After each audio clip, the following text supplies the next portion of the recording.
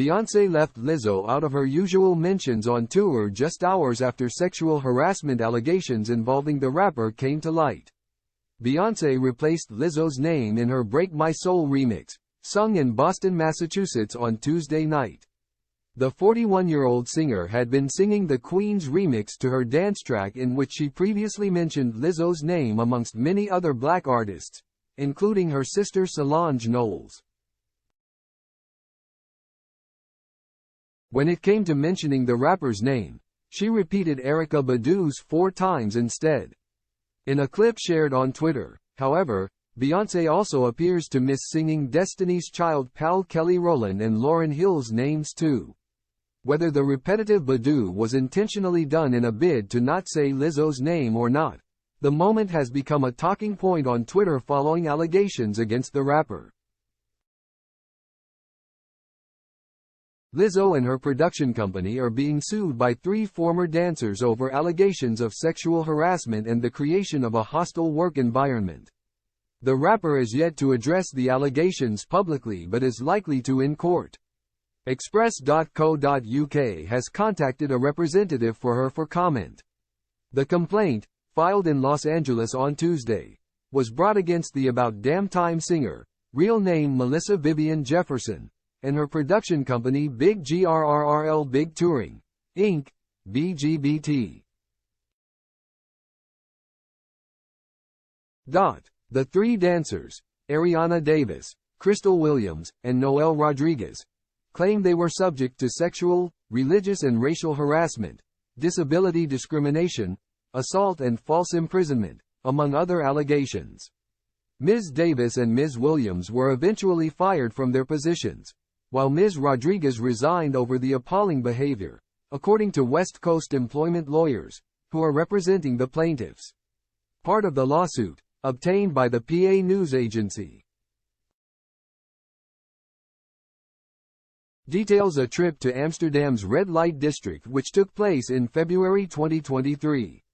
It claims performers were allegedly pressured to come along on nights out through fear of losing their jobs. One visit to a club named Bananenbar allegedly resulted in performers being encouraged to touch new performers by Lizzo. It is claimed that plaintiffs were aghast with how little regard Lizzo showed for the bodily autonomy of her employees and those around her, especially in the presence of many people whom she employed.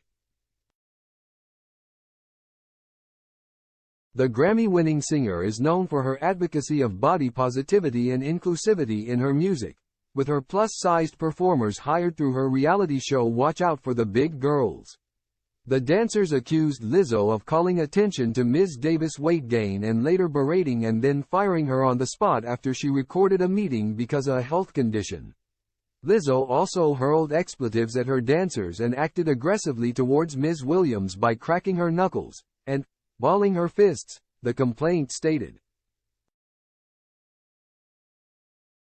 After being fired, Ms. Davis claims she was allegedly kept in a room while a member of the security team searched her phone.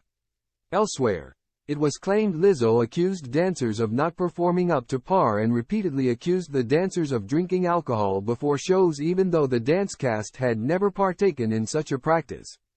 This led to several dancers being required to re-audition for their spots under brutal criteria with the possibility of firing, according to the lawsuit. The suit also makes allegations in respect of alleged behavior from Shirlene Quigley, the captain of Lizzo's dance team. The lawsuit accuses her of proselytizing to other performers and deriding those who had premarital sex as well as sharing lewd sexual fantasies, simulating oral sex and publicly discussing the virginity of one of the plaintiffs. Beyonce's team have been approached for comment. Shirlene hasn't responded to the complaints directly, but shared a post on Instagram thanking God yesterday. Back in June, Lizzo shared a heartfelt Instagram video reacting to Beyonce's inclusion of her name in the Break My Soul remix. After witnessing the moment at the gig, she turned around to the camera and cried. She wrote, "In that moment I was thinking about baby me, listening to Happy Face by Destiny's Child and crying myself to sleep because of bullies. I thought about Beyonce jumping into the room where Tina Turner was waiting to meet her for the first time. I think of what we all mean to people and how cyclical it is.